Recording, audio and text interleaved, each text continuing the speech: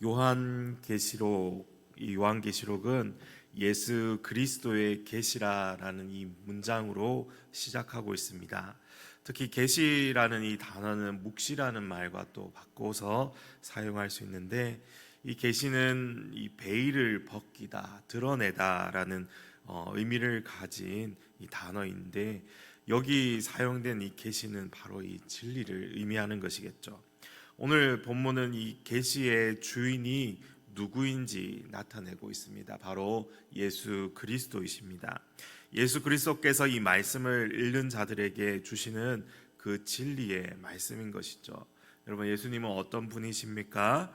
우리의 모든 필요를 이미 다 알고 계시고 우리를 구원하기 위해 자기의 생명을 내어놓으신 분이십니다.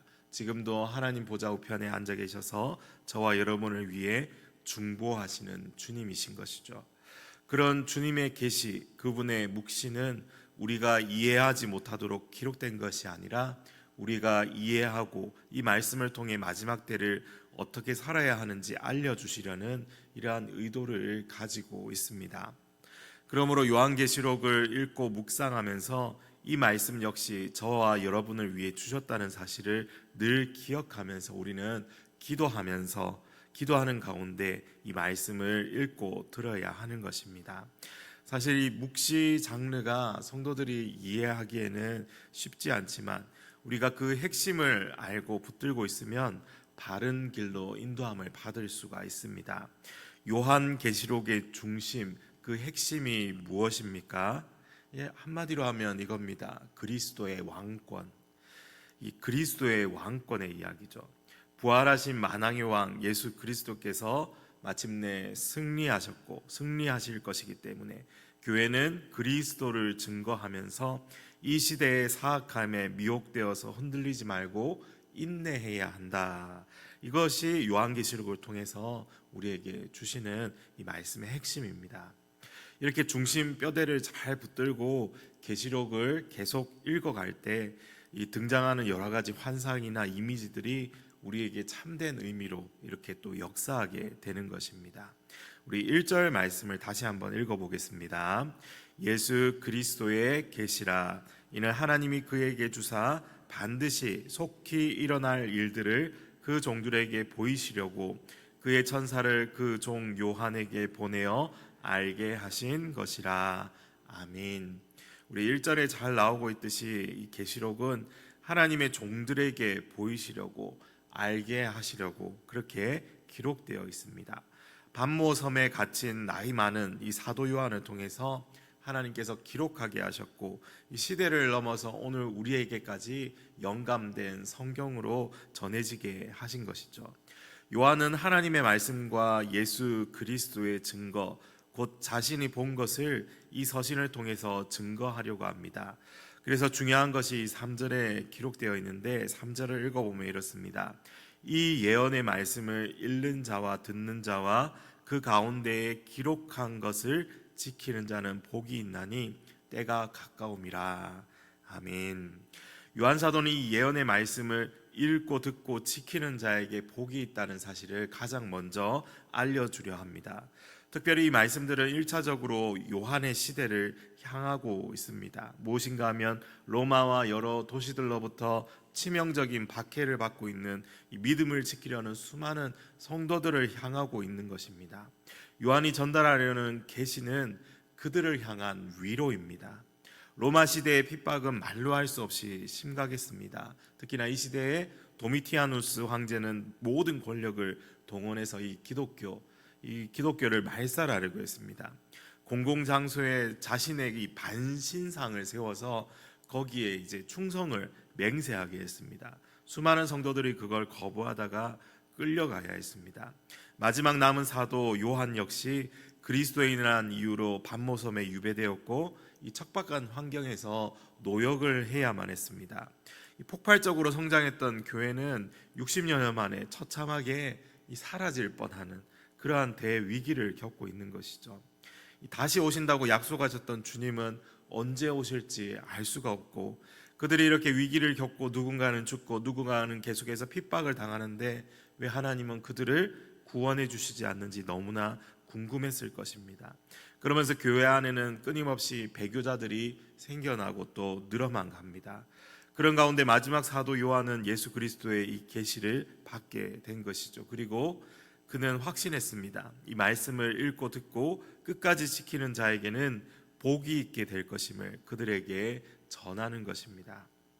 성경의 모든 책 가운데 요한계시록은 말씀을 읽는 자와 듣는 자에게 직접적으로 복이 약속된 유일한 책입니다. 요한의 시대에 글을 읽지 못하는 자들이 사실 많았겠죠.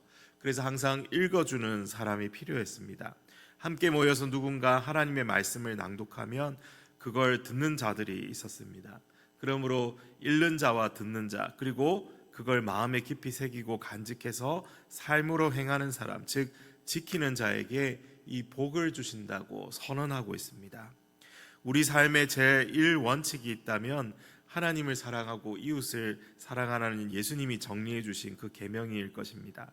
그런데 이 원칙을 떠받치는 기둥이 있다면 바로 말씀을 읽고 듣고 지키는 것입니다.